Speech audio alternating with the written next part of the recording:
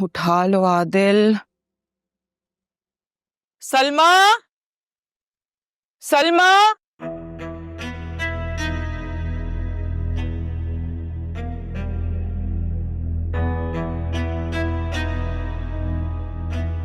जी।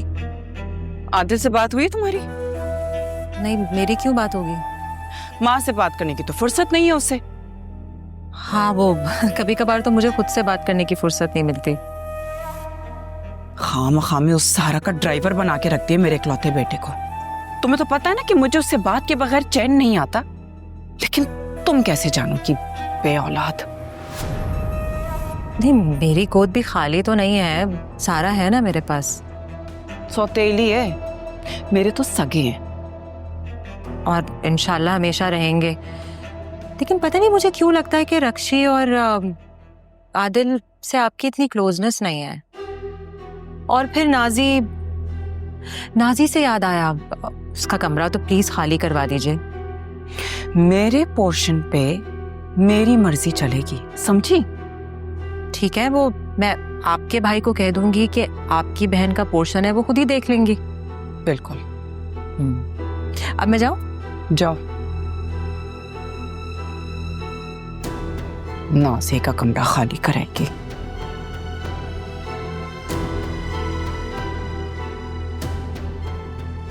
आदिल, देखो, सिर्फ तुम नहीं पहचाने तो मैं भी नहीं। बस सिर्फ हैरान होता था कि ये अचानक ज़ारा ने घर के कामों में इंटरेस्ट लेना कैसे शुरू कर दिया। कभी पराठे बना रही है, कभी चाय बना रही है, कभी खाने पका रही। सोचे यहाँ इतना कर रही थी तो वहां उसके साथ क्या नहीं हुआ होगा, क्या कुछ नहीं बर्दाश्त किया होगा इसने। सारा को नहीं छुपाना चाहिए था, हमें बताना चाहिए था। शाजी, अगर वो बताती तो क्या हम उसे जाने देते? वैसे आप ठीक कहते थे, ज़ारा कुछ भी कर सकती है। कमाल कर दिया उसने। ज़ारा है, कुछ भी कर सकती। और देखो, जिस डर से हमने उसे सालों दूर रखा, उसने उस डर को लाकर हमारे सामने खड़ा कर दिया जिंदा सलामत। अब्बा जी, हॉस्पिटल में मजर था ना? तुम सिर्फ हॉस्पिटल की बात कर रही हो? मुझे तो लगता है वो उस रात जो गेट पर आया था, मिठाई देकर गया था, वो भी मजर ही था।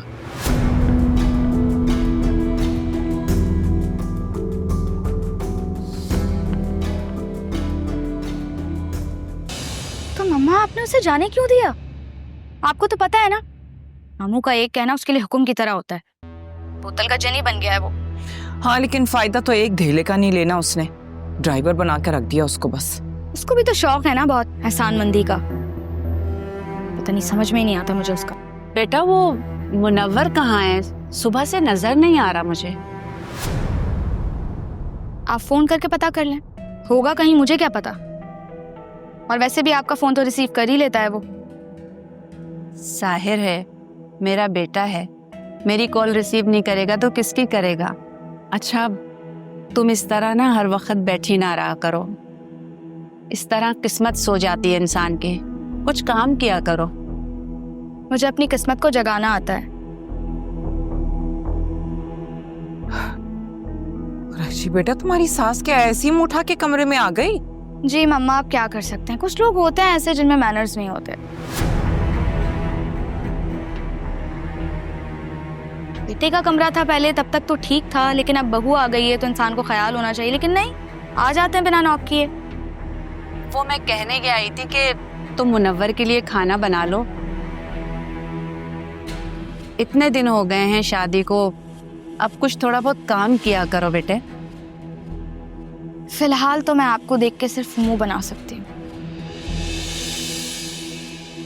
खाना आप खुद बना लें। और हाँ, मम्मा से बात कर रही हूँ तो जाते हुए ना दरवाजा बंद कर दीजिएगा प्लीज।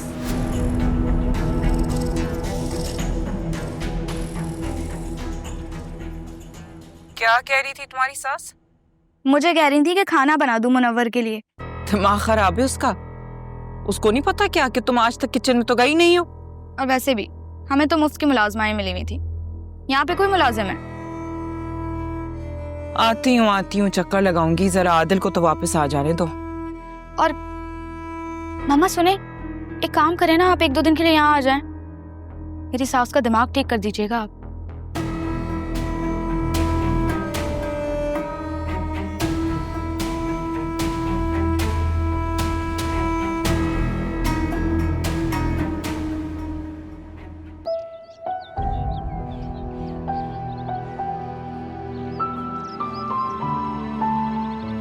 तुम यहाँ हो और मैं तुम्हें पूरे घर में ढूंढ रही थी। आ जाओ, खाना खा लो, आदिल वेट कर रहा है। मुझे भूख नहीं है, मैं कराची जाके ही खा लूंगी। मुझसे नाराज हो तुम? हाँ। सारा तुमसे मिलने से पहले मैं बाबा से मिली थी। मुझे ऐसा लगा कि उनका नाम मेरे बाबा के नाम जैसा ही है। फिर जब मैं तुमसे मिली तो मुझे ऐसा लगा कि दुनिया में इतने लोग होते हैं जिनकी शक्लें हमारे जैसी होती हैं। तुम उनमें से एक हो। मुझे कसम से नहीं पता था तुम मेरी बहन हो। कितनी अजीब बात है ना, हम दोनों बहनें हैं लेकिन हम दोनों एक दूसरे से कितना दूर रहे। तुम तो खुश नसीब हो, लाड उठाए गए हैं तुम्हारे इतने। बाबा से थप्पड़ खाया है तुमने? मैंने खाया तुम्हारे नाम का थप्पड़। तुम सोचो नाना मियाँ ने यहाँ पे मुझे कितने प्यार से और कितने लाड से रखा, और वहां जाके मैंने बाबा से थप्पड़ खाया। सारा पूरी जिंदगी मैं अपने बाबा को चाहती थी और मुझे वो नहीं मिले। तुम अपने बाबा का प्यार चाहती थी, अपनी माँ चाहती थी, लेकिन तुम्हें सौतेली माँ मिली जो तुमसे इतना प्यार करती है, और मुझे यहाँ पे नाना मियाँ मिले जो मुझसे इतना प्यार करते हैं। लेकिन मुझे तो ये बताया गया कि मेरे बाबा हैं ही नहीं। इतने प्यार के बाद भी मैं बिन बाप के बड़ी हुई हूँ। मेरा बाप तो था, लेकिन मैं हमेशा ऐसे ही जी हूँ।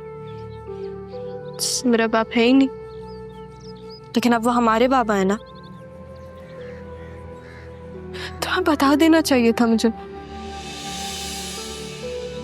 तुम कोई ऐसी ही लड़की नहीं हो, मेरी बहन हो तुम।